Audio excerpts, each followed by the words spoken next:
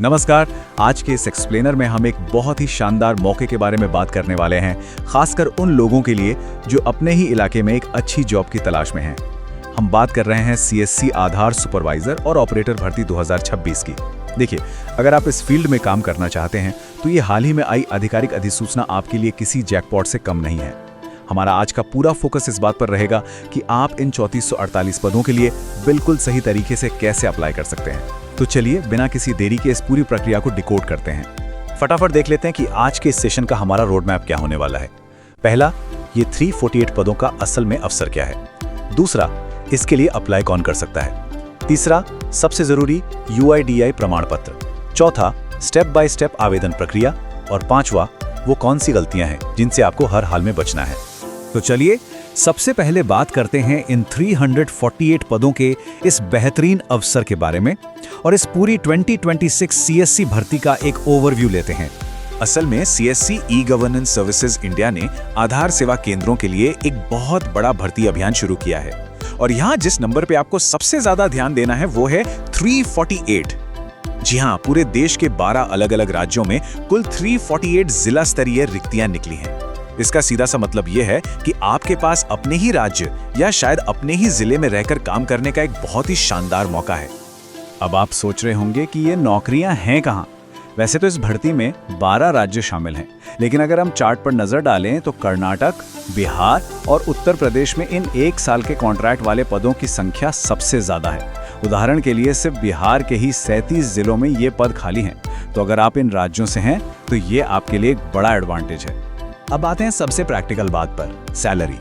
देखिए, जो भी उम्मीदवार चुने जाएंगे उन्हें उनके राज्य सरकार द्वारा अर्धकुशल जनशक्ति यानी सेमी स्किल्ड मैन पावर के लिए तय किया गया न्यूनतम वेतन मिलेगा।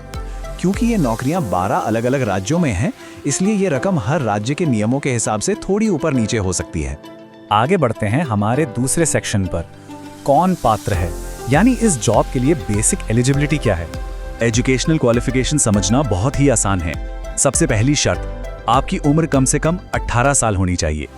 उसके बाद पढ़ाई के लिए आपके पास 3 बिल्कुल स्पष्ट विकल्प हैं। या तो आप सीधे 12वीं पास हो, या फिर अगर आपने 10वीं की है तो साथ में 2 साल का ITI होना चाहिए। और तीसरा ऑप्शन है कि 10वीं के साथ 3 साल का पॉलिटेक्निक डिप्लोमा हो। अगर आप इनमें से कोई भी एक शर्त पूरी करते हैं तो बधाई हो, आप पहले राउंड के लिए बिल्कुल तैयार हैं। लेकिन रुकिए, यहाँ एक बहुत बड़ा कंफ्यूजन होता है जिसे दूर करना बहुत जरूरी है। नोटिफिकेशन में एकदम साफ लिखा है कि जो बाहरी उम्मीदवार हैं वो पूरी तरह से एलिजिबल हैं। लेकिन अगर आप पहले से ही एक VLE यानी ग्राम स्तरीय उद्यमी के तौर पर काम कर रहे हैं तो आप इस जिला स्तरीय भर्ती के लिए बिल्कुल भी अप्लाई नहीं कर सकते। ये जानना बहुत जरूरी है ताकि किसी का भी फालतू में समय बर्बाद ना हो। चलिए अब आते हैं हमारे तीसरे और सबसे क्रिटिकल पॉइंट पर, अनिवार्य UIDAI प्रमाण पत्र, जो इस पूरी एप्लीकेशन प्रोसेस की सबसे बड़ी बाधा है। सिर्फ पढ़ाई पूरी होना ही काफी नहीं है दोस्तों। सबसे बड़ा सवाल यह है कि ये अनिवार्य UIDAI सर्टिफिकेट आखिर लाएं कहां से। देखिए, आपके पास आधार ऑपरेटर या सुपरवाइजर का ये वैलिड सर्टिफिकेट होना ही चाहिए। ये एकदम नॉन नेगोशिएबल है। मतलब अगर आपके पास ये नहीं है तो आपका फॉर्म सीधा रिजेक्ट हो जाएगा, कोई दूसरा रास्ता नहीं है। तो इसे हासिल करने का एक पक्का तरीका है। आपको सबसे पहले UIDAI के ऑफिशियल एग्जाम पोर्टल पर जाकर अप्लाई करना होगा। उसके बाद आपको स्टेट टीम से अप्रूवल मिलने का इंतजार करना होगा। अप्रूवल मिलते ही आपको आधार सुपरवाइजर का एग्जाम पास करना है। और हाँ, पिक्चर अभी बाकी है। एग्जाम पास करने के बाद आपको ई-लर्निंग पोर्टल पर जाकर अपना LMS सर्टिफिकेशन भी पूरा करना होगा। ध्यान रहे, ये दोनों ही काम सिर्फ और सिर्फ UIDAI के ऑफिशियल प्लेटफॉर्म से ही होने चाहिए। अब जब आपके हाथ में सर्टिफिकेट आ गया है तो बारी आती है हमारे चौथे सेक्शन की, आवेदन प्रक्रिया। यानी असल में इन 348 पदों के लिए अप्लाई कैसे करना है। ऑनलाइन अप्लाई करने का ये एकदम फुल प्रूफ और स्टेप बाय स्टेप तरीका है। और याद रखिए, इसके अलावा कोई और वेबसाइट या ऑफलाइन तरीका नहीं चलेगा। सबसे पहले आपको ऑफिशियल CSC जॉब पोर्टल पर जाना है, जो है career.csccloud.in। वहां जाकर अपना राज्य और जिस पद के लिए आप अप्लाई कर रहे हैं उसे सिलेक्ट कीजिए।